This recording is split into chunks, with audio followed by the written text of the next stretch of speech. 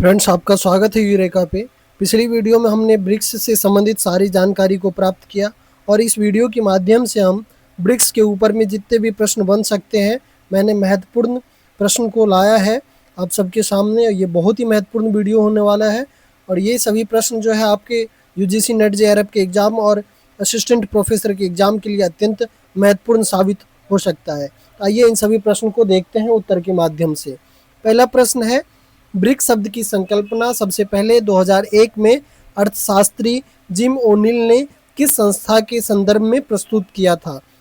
तो दोस्तों, Goldman Sachs gym एक संस्था है जिसको जिम ओनिल ने आर्थिक क्षमता के आधार पर ये पेपर लिखा था और ब्रिक्स शब्द का जो है प्रयोग किया गया था। तो आपको ऑप्शन सी होगा। नेक्स्ट प्रश्न है, ब्रिक्स के संदर्भ में निम्नलिखित कथनों में से कौन से कथन सही है?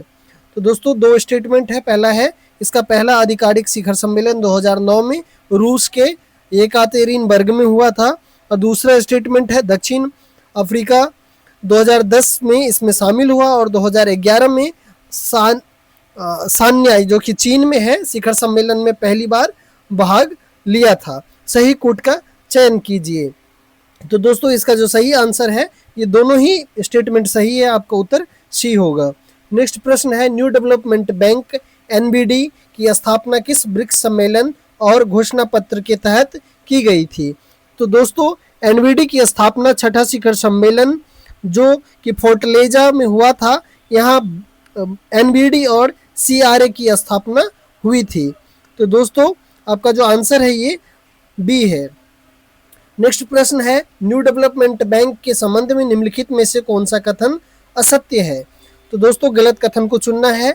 तो असत्य कथन इसमें से होगा आपका बी है, यह बैंक केवल ब्रिक्स के सदस्य देशों को ही ऋण प्रदान करता है। ये कथन जो है इसका असत्य है। तो आपका आंसर डी होगा। बाकी सभी सही है। इसका मुख्यालय शंघाई चीन में है। इसमें सभी 5 संस्थापक देशों की हिस्सेदारी और मतदान जो है समान है। इसके पहले अध्यक्ष भारत के केकेवी कामत थे। नेक्स्ट प्रश्न है, निम्नलिखित में से कौन सा समूह 1 जनवरी 2024 से ब्रिक्स के नए पूर्णकालिक सदस्य के रूप में शामिल देशों का सही प्रतिनिधित्व करता है? तो दोस्तों, इसका जो सही आंसर होगा बी होगा, ईरान, सऊदी अरब, मिस्र, इथोपिया, संयुक्त अरब अमीरात। ये 2024 में शामिल किए गए हैं। दोस्तों, अर्जेंटीना को भी न्योता दिया गया था, परंतु अर्जेंटीना ने इसके ऊपर में कोई फैसला नहीं लिया अभी वर्तमान समय तक शामिल होने के लिए। नेक्स्ट प्रश्न है कि ब्रिक्स के सुरक्षा ढांचे के अंतर्गत आतंकवाद विरोधी कार्य समूह काउंटर टेररिज्म वर्किंग ग्रुप की स्थापना किस वर्ष की गई थी? तो दोस्तों, इसकी स्थापना 2016 में भारत के जो गोवा में शिखर सम्मेलन हुआ था वहां पे इसकी स्थापना की गई थी। नेक्स्ट प्रश्न है, ब्रिक्स आतंकवाद विरोधी रणनीति को किस वर्ष के शिखर सम्मेलन में अपनाया गया था? तो दोस्तों, इसे 2020 के रूस के शिखर सम्मेलन में अपनाया गया था। नेक्स्ट प्रश्न है, निम्नलिखित में से कौन सी वित्तीय व्यवस्था ब्रिक्स देशों को भुगतान संतुलन और तरलता संकट से निपटने के लिए सुरक्षा कवच प्रदान करती है? तो दोस्तों, यह जो है एनबीडी और सीआरए की स्थापना एक साथ हुई थी। ये आपका पहला आंसर होगा, आंसर ए होगा। नेक्स्ट प्रश्न है, कूट आधारित प्रश्न है ये, जिसमें 2 स्टेटमेंट दिए गए हैं। ब्रिक्स की प्रकृति और भूमिका के संदर्भ में निम्नलिखित कथन पे विचार कीजिए। पहला कथन है, ब्रिक्स नाटो की तरह एक औपचारिक सैन्य और सामूहिक सुरक्षा गठबंधन है। तो दोस्तों, ये नाटो की तरह ये सैन्य सुरक्षा गठबंधन नहीं है, तो पहला स्टेटमेंट आपका गलत होगा। ब्रिक्स का मुख्य उद्देश्य बहुध्रुवीय विश्व व्यवस्था को बढ़ावा देना है। ये स्टेटमेंट सही है। ये संगठन आपसी व्यापार में डी-डॉलरीकरण और स्थानीय मुद्राओं के उपयोग पर बल देती है। ये भी कथन सही है। यानी आपका स्टेटमेंट सेकंड और थर्ड जो है सही है, तो आपका आंसर बी हो जाएगा। नेक्स्ट प्रश्न है, भारत ने अब तक कितनी बार ब्रिक्स शिखर सम्मेलन की मेजबानी की है? तो दोस्तों, भारत के द्वारा अब तक 3 बार जो है ब्रिक्स शिखर सम्मेलन की मेजबानी की गई है। आप डेट लिख सकते हैं 2012, 16 और 21 में। 2012 में, 2016 में और 2021 में। 21 का जो है ये वर्चुअल रूप से दिल्ली में आयोजित किया गया था। इसके बाद में दोस्तों नेक्स्ट प्रश्न है, कथन और कारण दिया गया है। कथन ए है, भारत ब्रिक्स को एक गैर पश्चिमी मंच मानता है, न कि पश्चिम विरोधी मंच मानता है। ये ठीक है। नेक्स्ट कथन है, भारत अपनी रणनीति स्वायत्ता बनाए रखते हुए पश्चिमी और ग्लोबल साउथ दोनों के साथ संतुलन स्थापित करना चाहता है।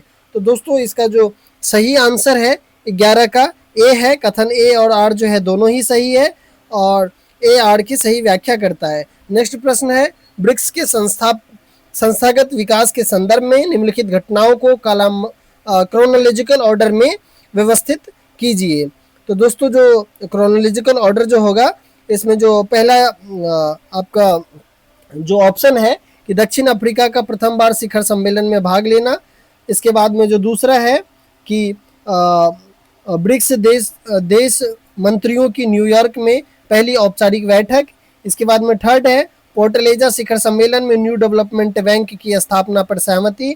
और फोर्थ है, ईरान और मिस्र जैसे देश का ब्रिक्स में पूर्ण सदस्य के रूप में शामिल होना। तो दोस्तों जो ईरान और मिस्र जो है सबसे लास्ट में शामिल है, 2024 में शामिल किया गया है, तो ये सबसे लास्ट में ही आएगा।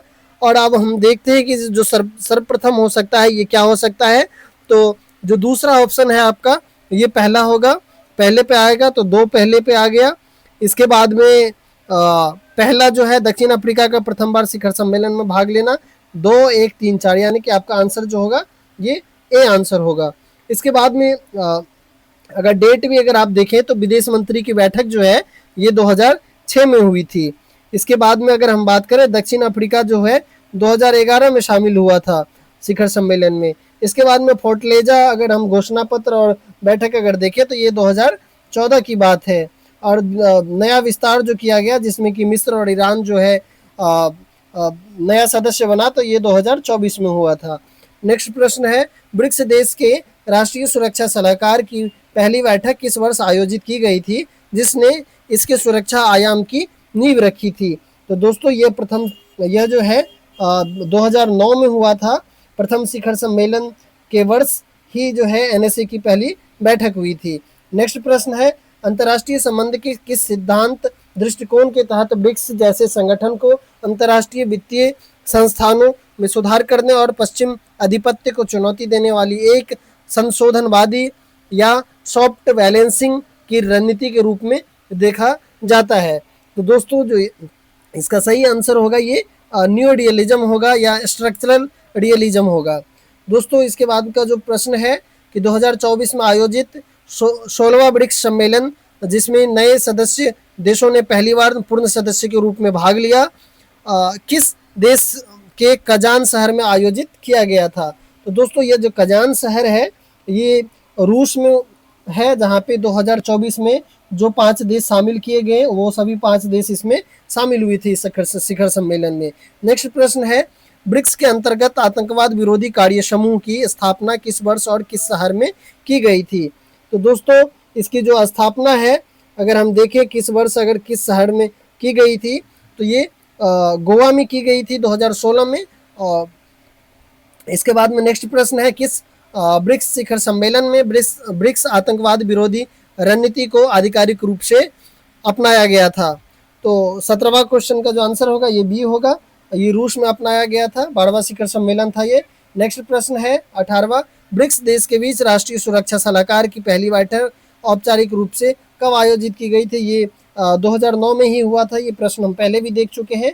नेक्स्ट है, ब्रिक्स की सुरक्षा नीति के संदर्भ में निम्नलिखित कथन पे विचार कीजिए। 3 कथन दिया गया है। पहला है, ब्रिक्स एक नाटो की तरह सैन्य गठबंधन है, तो ये गलत है।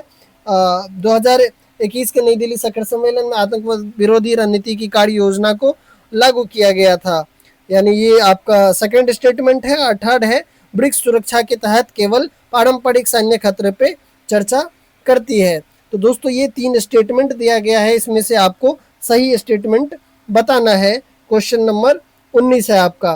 तो दोस्तों जो इसका आंसर जो है 19 का ये बी है, इसमें सही स्टेटमेंट जो है केवल 2 है, बाकी स्टेटमेंट जो है गलत है।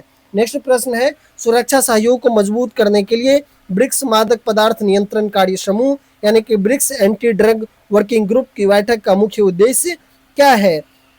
तो दोस्तों इसका जो मुख्य उद्देश्य है, अवैध नशीली दवाओं की तस्करी और सिंथेटिक ड्रग्स के नेटवर्क को तोड़ना। दोस्तों ब्रिक्स से संबंधित हमने सभी महत्वपूर्ण प्रश्न को देख लिया है, जो कि आपके एग्जाम में अवश्य यहाँ से प्रश्न बनाए जा सकते हैं। आपको अगर ये वीडियो पसंद आया हो तो कृपया चैनल को सब्सक्राइब करें, वीडियो को लाइक करें और अपने दोस्तों के साथ जरूर शेयर करें। धन्यवाद।